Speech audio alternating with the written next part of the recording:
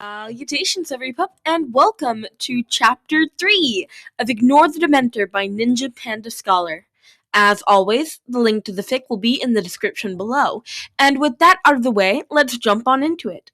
Chapter 3 My Precious. Ron and Harry both shot up in their beds. Footsteps pounded down the hallway, and their door was thrown open by a scared wolf wearing slippers and a blue housecoat. "That's the emergency alarm," Remus called out with his wand drawn. "Everyone is to meet down in the kitchen. Hurry, stick with me." Throwing back their covers, Ron and Harry rushed out of the room and into the stream of people rushing down to the kitchen. Harry's mind was reeling. Whatever was going on had to have something to do with the portrait seeing him. But how could a portrait have set off some sort of emergency alarm? He needed an excuse. And fast. Everyone in various stages of undress were sleepily crammed into the kitchen at Grimmauld Place. Sirius looked like he probably didn't sleep in anything, since he was only wearing his jeans from the day before that weren't zipped up. Harry saw Mr. Weasley whisper to his godfather, who quickly zipped and buttoned the trousers with a roll of his eyes instead of any embarrassment. Ginny and Hermione were both leaning against each other, looking like they could fall asleep at any point in time. And the Weasley twins were already asleep once more, propped up in the corner. The only people who looked on the alert and ready for danger were Remus and Snape. Harry was very confused about why the potion master would be staying at the house. He was wearing his normal black robes and seemed way too awake to have been woken up by the alarm. Both Snape and Remus had their wands out and stood in front of the others, while obviously waiting on the arrival of someone. The kitchen door opened, and the two alert men visibly let out a sigh of relief when Albus Dumbledore, wearing a pink and green dressing gown, entered through it. "This had better not be another one of your drills," Snape sneered menacingly at his employer. "Unfortunately, it isn't." Dumbledore looked around the room, and seemed to be counting up the residents anxiously. His gaze lingered for a second on Harry, and the old man's face softened in relief and care. "Phineas woke me up, screaming that a monster was in the boys' room not 5 minutes ago. I checked the house, but I can't find anything out of the ordinary now." "Really?" Snape narrowed his eyes suspiciously at Harry, not even looking over to where Ron was sneaking a biscuit out of the tin on the counter. "What sort of monster did the former headmaster think he saw?" Dumbledore waved his wand, and tea started making itself on the stove, and the tin of biscuits flew out of Ron's hand and onto the table. "He wasn't sure, only that it was tall, cloaked, and hooded." Headmaster, I think that he may have just seen me," Harry added tentatively. He'd worked out a quick excuse, and the description the portrait had given, thank Merlin, fit with this hastily constructed excuse quite well. "Oh, really, my boy?" Dumbledore turned twinkling eyes to his favorite student. "Were you tall, cloaked, and hooded in your room?"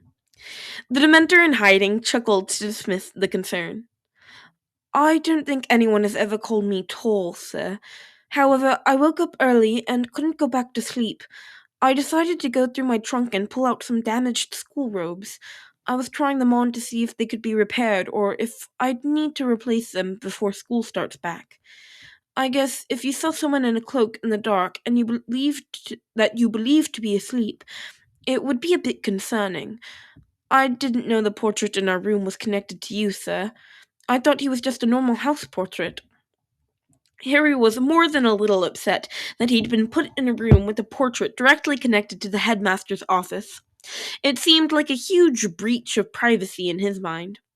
He really, really didn't want to make a big deal out of it, though, as he didn't want any more attention on him, or the fact that he was only borrowing the body he was currently in. He prayed that it'd all pass over, and the headmaster would buy his excuse. "I completely agree, Harry." Dumbledore smiled at the teen. "I'd probably have been concerned to see someone in a cloak standing over your bed in the dark as well. Maybe next time, go through your robes in the daylight. Sound good? He gave a little laugh at the end, very happy the teen was safe and that this was all a happy misunderstanding.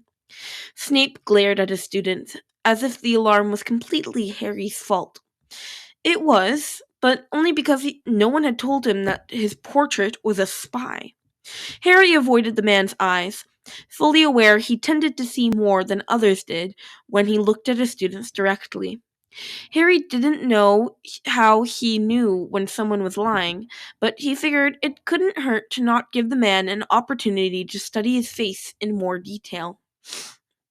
The teapot and mugs joined the biscuits on the table, and Mrs. Weasley started pouring cups for everyone. Well, I guess it's back to bed for anyone who thinks they can get back to sleep, and good morning to everyone who can't. Dumbledore said oh, oops. Well, I guess it's back to bed for everyone who thinks they can go back to sleep, and good morning to everyone who can't, Dumbledore said as he turned to leave the room once more. Remus turned to the teens, as well as the 3 adults who hadn't been fully alert. All right, you lot. We need to have a discussion about emergency procedures and what it means if the alarm goes off. I'll leave you to it, Lupin. Snape shot a parting glare over at Harry before leaving the room in a swirl of robes. Why is he staying here anyway? Harry whispered to Ron, as Remus started in on having your wands and shoes accessible at all times during war. Ron shrugged as he chewed a biscuit. He has a potions lab set up in the attic. I'm not sure if he's actually staying here or if he's just brewing a lot of potions. He pops up at random times like an evil bat. Well, I for one don't think I'll be changing my clothes in our room anymore, Harry remarked dryly, as Ron paled and coughed on the bit of biscuit he'd inhaled. No one was able to get back to sleep after the 45-minute lecture by Remus Lupin on emergency preparedness. Molly Weasley eventually gave up and started cooking breakfast around the time that Sirius conjured shadow puppets to appear on the wall behind the werewolf. And Padfoot, you of all people, as a former Auror, should know to at least sleep in your pants in case you have to run and fight, Remus concluded after a stinging hex at the laughing man. Aw, Moony, I'll just fight in the buff. Everyone would be so distracted by my magnificence that I'd take them out. Sirius winked at Harry when his godson couldn't hold back a chuckle at that claim. Remus threw his hands in the air and stormed out of the room, presumably to either get ready for the day or booby-trap his friend's room. Maybe both. Eat up all, Mrs. Weasley stated as she plopped eggs and bacon onto the table. Sirius, I'm having the kids clean the upstairs library today. Could you get that elf of yours to do something? Anything in another part of the house so that he can't keep stealing the things we toss out? She asked exasperatedly. The atmosphere quickly turned into almost a party as everyone made fun of each other's pajamas and speculated on if Snape ever slept or if he wore his teaching robes to bed.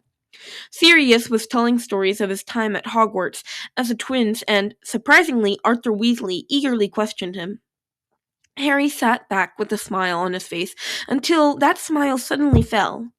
He realized he was hungry. He'd shoved a couple pieces of bacon and eggs down his throat already and wasn't used to being hungry at all anymore. The hunger he was feeling was almost palpable, though.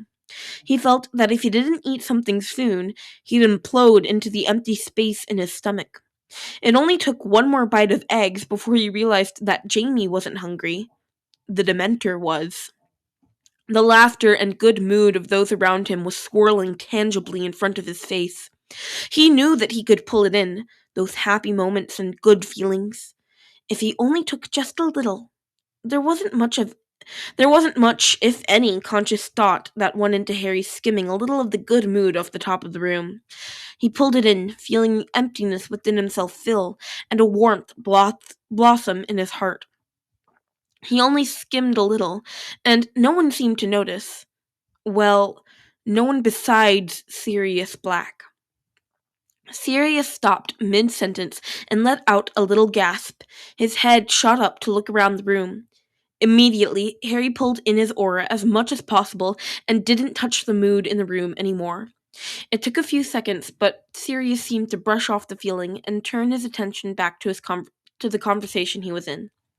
When everyone was distracted once more, Harry quickly stood from the table and rushed out of the kitchen and back to his bedroom. Never again, never again, never again, he kept thinking over and over in his head. No feeding from friends and family. Nope, never again.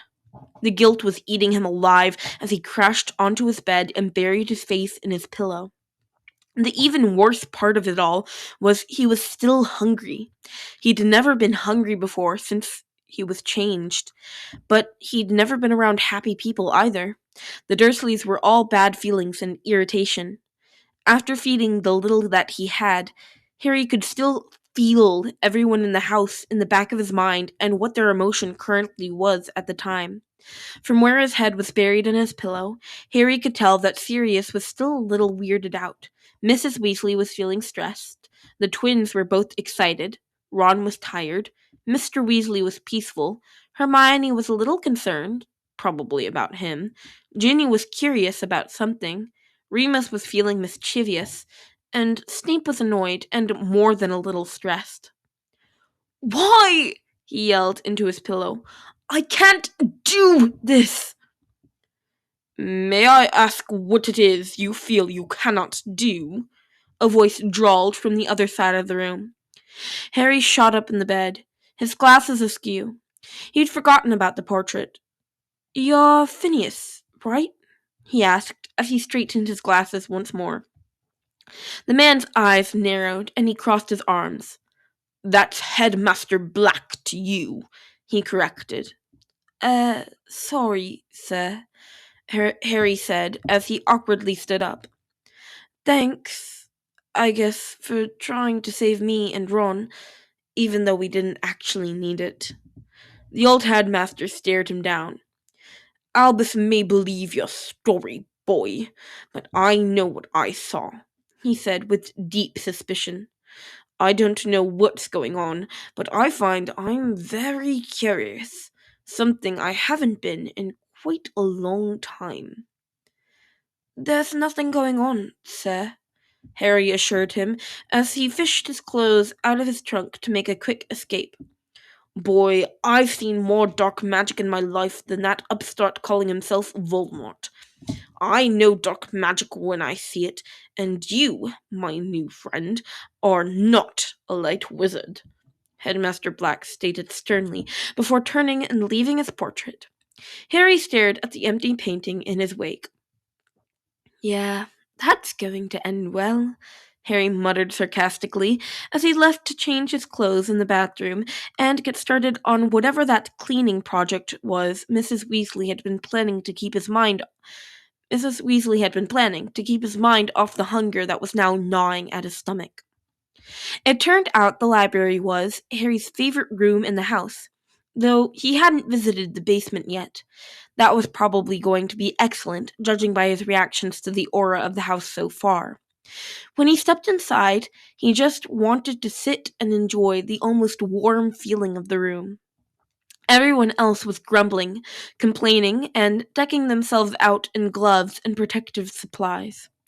It helped his feeling of hunger that no one was happy anymore, though. It didn't take long to realize that something was in the room. Something was calling to him. Harry trailed his dust rag across the shelves in the library, separating from the others and looking for whatever was calling to him. It was like treacle tart or the best chocolate cake. He could almost smell the sugar wafting through the room. There was a treat for him, if only he could find it.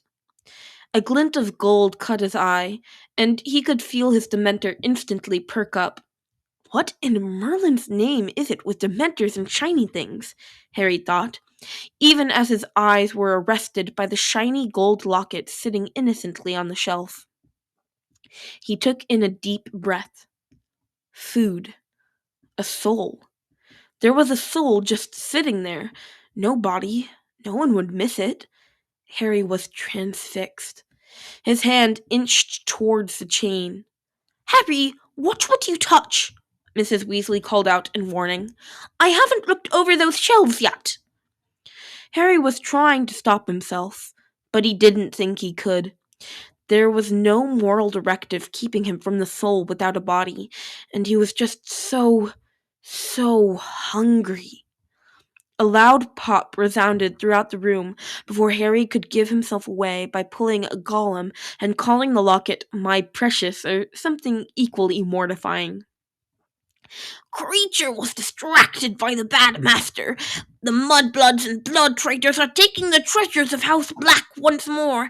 Creature will stop the desecration of the mistress's house," the ancient elf stated, as he tried to stare down Molly Weasley. In the distraction, Harry quickly pocketed the locket.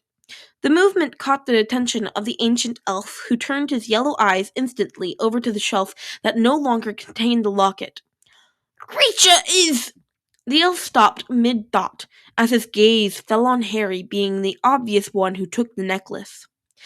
Instead of yelling at the teen, as Harry and probably everyone else in the room expected, Creature let out an inhuman shriek of fear and ran from the room. He didn't apparate or pop or whatever elves do. He just ran. Ran in more fear than Harry had ever seen an elf before. What did I do?" Harry looked to the others in the room in confusion. Could the elf see him as he really was? That wasn't going to go well when he returned to Hogwarts, which had an army of elves to run the castle. "No clue, but you're my cleaning buddy from now on," Ron exclaimed with a smile. "Creature is Sirius's elf that came with the house.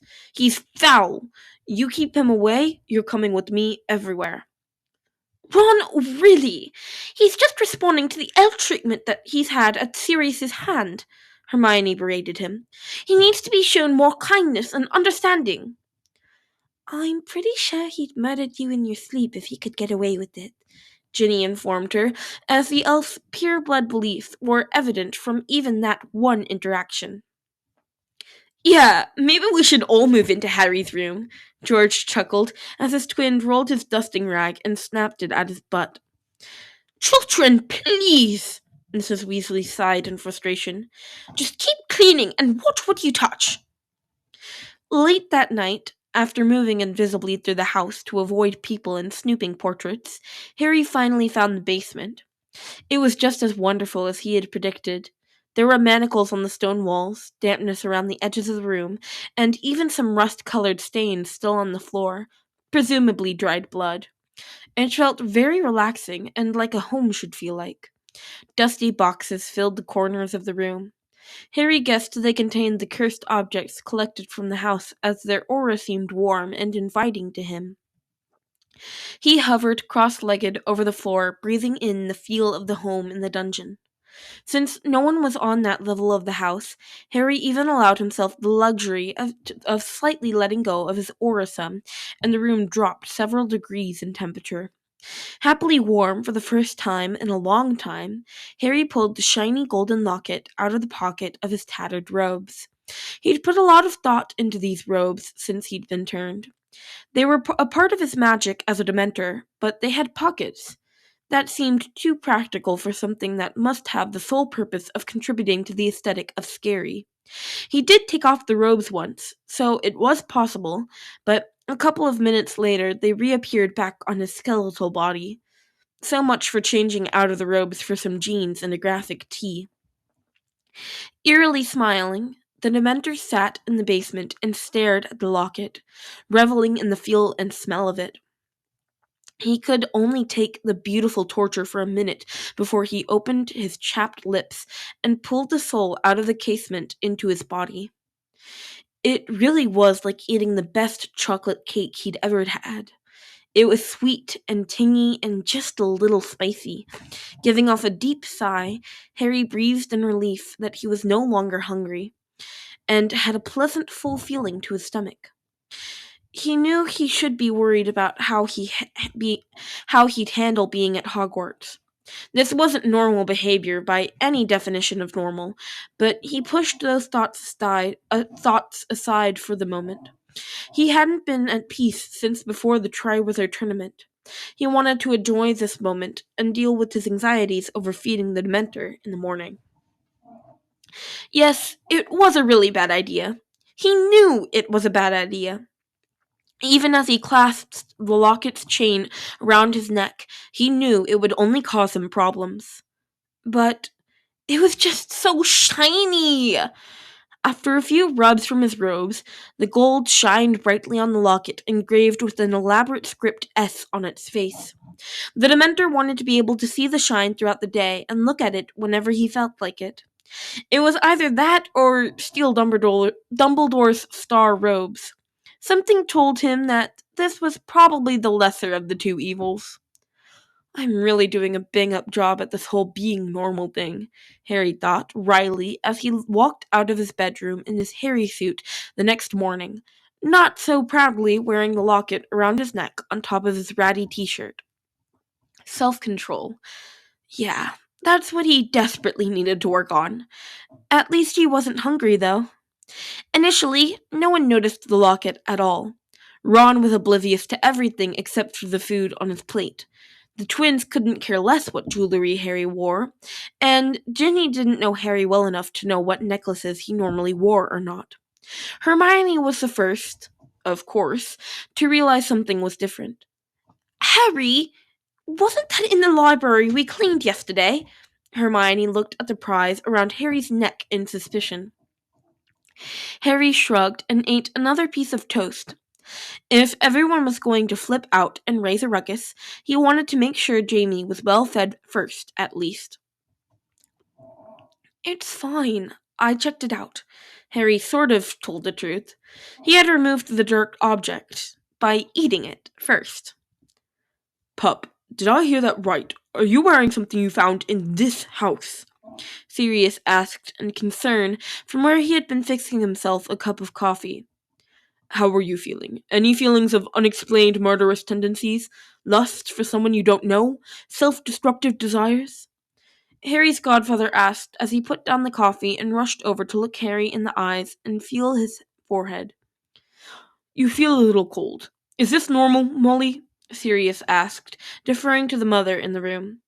Molly's hand took Sirius's place on Harry's forehead. You do feel a little cold, dear, but I don't think it's anything to worry about. How are you feeling? I'm fine, everyone. Harry laughed and grabbed another piece of toast to butter. Really, not everything in this house is cursed, or we wouldn't have beds to sleep on or silverware to eat with. One set of silverware was cursed to make the users agree with the master of the house, Remus stated as he walked into the room. We tossed it and had to use another, even though Sirius protested that he wanted to keep them. What are we talking about?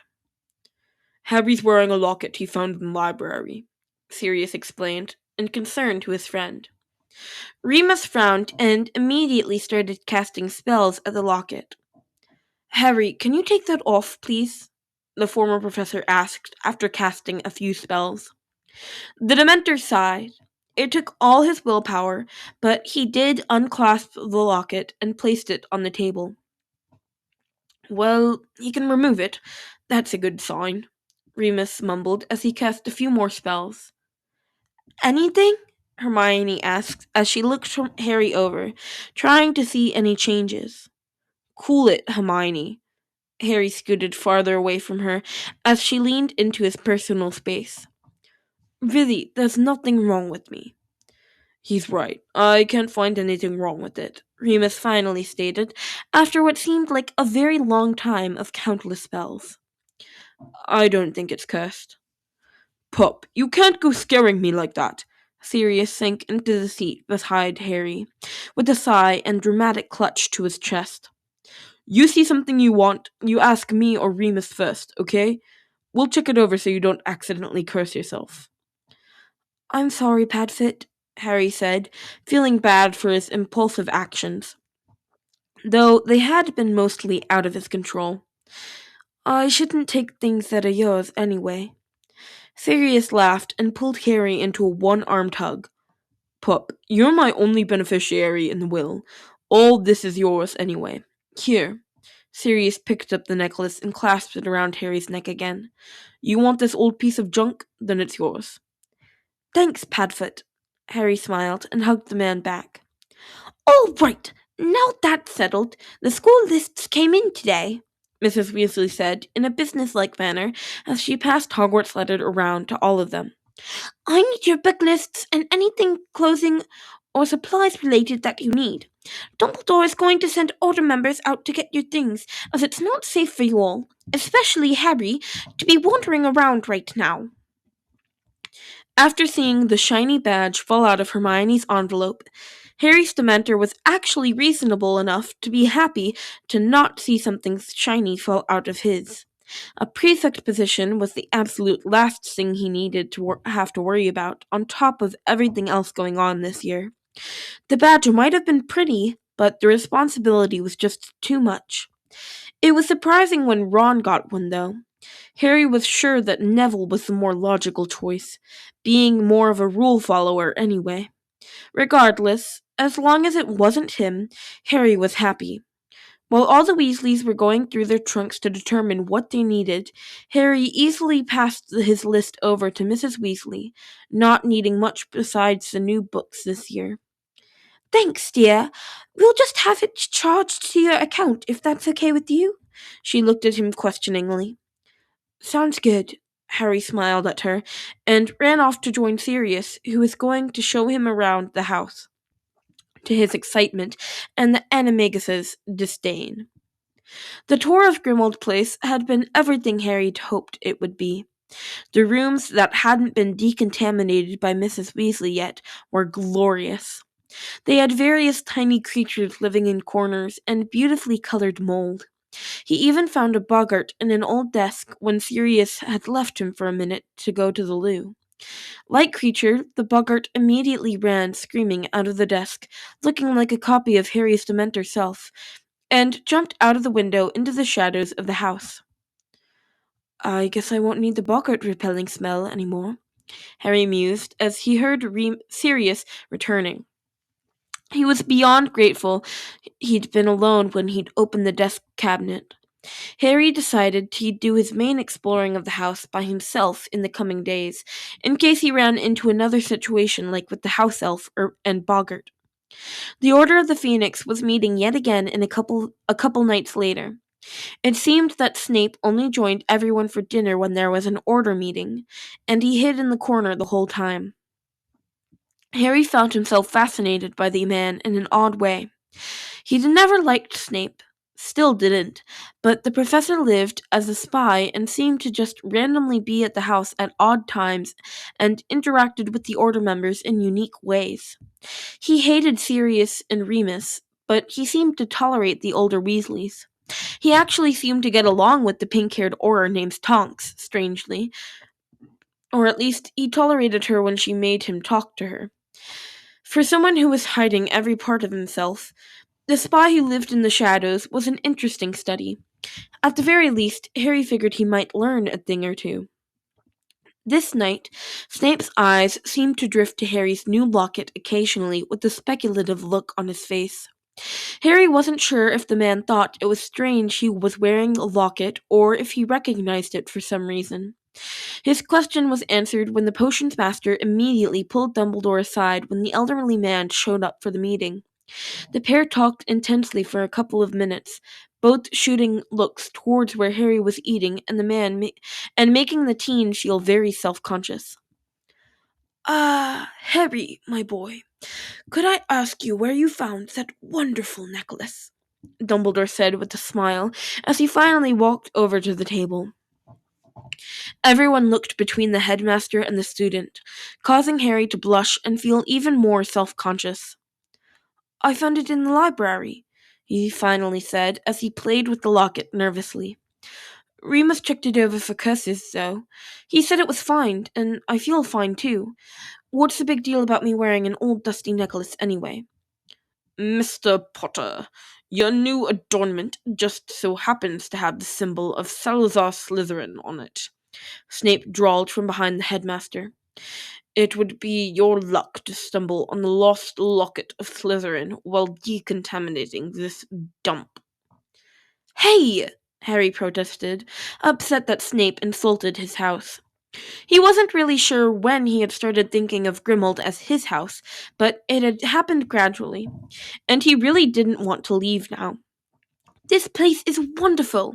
It just needs a little polish and it'll be fine. It's very homey. At this, literally everyone in the room looked at Harry like he may have lost his mind. Uh, Pup, even I agree with Snape on this one, as much as I hate to admit that. Sirius placed his hand on Harry's head once more. You sure you feel okay? I'm fine. Harry shrugged his hand off. Stop asking me that. Harry, may I please see that necklace? Dumbledore now looked like Sirius did, that something must be wrong with the teen. Harry rolled his eyes and took off the locket and placed it on the table again. Dumbledore quickly cast several spells that were probably just repeats of Remus's, and then some more complex ones added to that. The headmaster looked at the necklace in frustration. I can't find anything wrong with it, he said in amazement. I do believe it may actually be Slytherin's lost locket, though. Does that mean I can't keep it? Harry asked sadly. He really did like his shiny, and didn't have anything else that pretty. The adults all seemed to have a silent conversation as they stared at each other. Judging from their emotions, Harry could still feel Sirius was concerned. Molly and Arthur were both fairly indifferent. Remus was suspicious. Snape was irritated and a little angry for some reason, and Dumbledore was a mix between confused and hopeful. Well, since there's nothing wrong with it, I don't see why you can't keep it, my boy, Dumbledore said slowly. Headmaster, you certainly aren't going to allow a student to wear around a founder's artifact, the potions professor protested in indignation while almost making the word student sound like a swear word. I can't prove it's a founder's artifact at this time, Dumbledore shook his head. I may find a way to prove it eventually, but Harry is a responsible lad. Snape scoffed at that pronouncement. He'll keep it safe for us until we can determine its authenticity, Dumbledore finished, ignoring the man. Harry grinned at his headmaster and quickly put the locket around his neck. Once more. Thank you, sir. I'll take good care of it. I know you will, my boy. Dumbledore's eyes twinkled at him. Now, I need to ask you once again, have you had any visions of Voldemort, or has your scar pained you any at all? No, sir. I'm sorry, but I don't have anything for you, Harry responded sadly. He really did want to help as long as he was able to keep out of the action and keep Jamie and his secret safe. Dumbledore just smiled brightly, though, and clapped a hand on his shoulder. No apologies, Harry. That's good news, he assured the raven-haired teen happily. Now, everyone off to bed. We need to get this meeting started, and you all need to finish up any homework you've put off until the last minute tomorrow. Now, everyone off to bed. We need to get this meeting started, and you all need to finish up any homework you've put off until the last minute tomorrow, Molly Weasley instructed as all the younger inhabitants of the house were shooed out of the kitchen. Hermione grabbed onto Harry and Ron as she followed them both into their room. Okay, Harry, spill. What's really going on? She asked him in a hiss as Ron plopped onto his bed. Yeah, mate, you've been acting a little off lately, Ron added, sounding much less concerned than Hermione. Harry shrugged and pulled his knees to his chest on the bed. I'm fine, really. I don't believe you for a second! Hermione crossed her arms and stared him down. There's something going on. Even the adults are noticing. Hell, even Sirius noticed, and he calls you James half the time. Harry frowned and picked at a string on the comforter. I'm still trying to wrap my head around it. Could you both just trust me for now? He asked hopefully.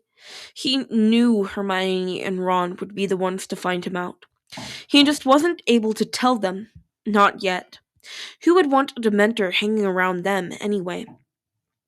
I promise I'm okay, or as okay as I'm going to be, he added on. What's that supposed to mean?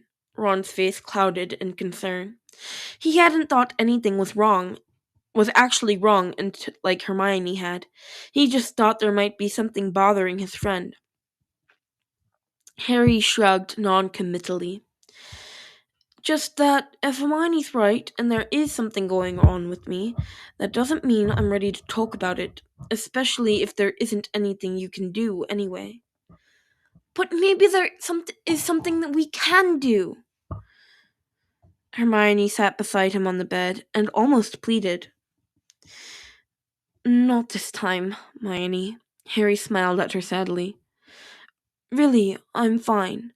I'll tell you sometime, but let me process it all first, okay? Hermione narrowed her eyes and studied her friend in front of her. I'm not going to let you bottle this up like you always do. I'll give you some space for now, but I'm not letting this go completely. I care too much about you to do that. Of course not, Hermione. Harry laughed. Then you wouldn't be you. You got that right. Ron laughed as well, while Hermione rolled her eyes at them before joining them in laughter. Hey, maybe you could both give me a heads up when I'm acting strangely? That would actually help a lot, Harry asked sheepishly, as they stopped laughing. Sometimes I do things without even noticing I'm doing it until everyone is looking at me weird. Maybe you could poke me or something. Ron and Hermione looked at each other in concern, but nodded. How about we come up with a word like pineapple or something that we say when you're doing something off? Ron suggested. Why pineapple? Hermione asked, with a smirk and a raise of her eyebrows. I don't know. Why not? Ron shrugged. It was the first thing that came to mind.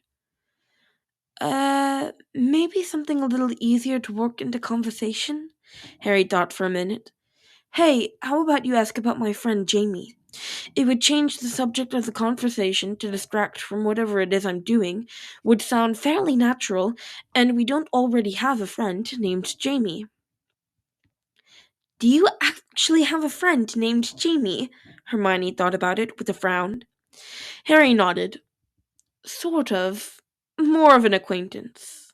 You'd think it'd work? Yeah, I think it would work. Hermione nodded in approval. I'm concerned about whatever it is making you act so differently, but you still seem to be Harry, just a little odder. So I'll go with it for now. Yeah, mate. You promise you aren't actually a Death Eater posing as Harry? Ron questioned suspiciously. You tried to turn Scabbers, who was really Wormtail, yellow on our first train ride to Hogwarts. Your dad's car saved us when we went to see the Acromantulas in our second year. Third year, third year, you had a crush on Pansy Parkinson and didn't tell anyone except Neville and me. Fourth year, yeah, okay, I got it. Ron cut him off as he blushed bright red. No need to go on. You're Harry. Pansy? Really? Hermione laughed heartily. I can't believe you liked Pansy. It was a moment of weakness, Ron grumbled and threw a pillow at Harry. Hey! Harry threw the pillow back at him before an all-out pillow fight broke out.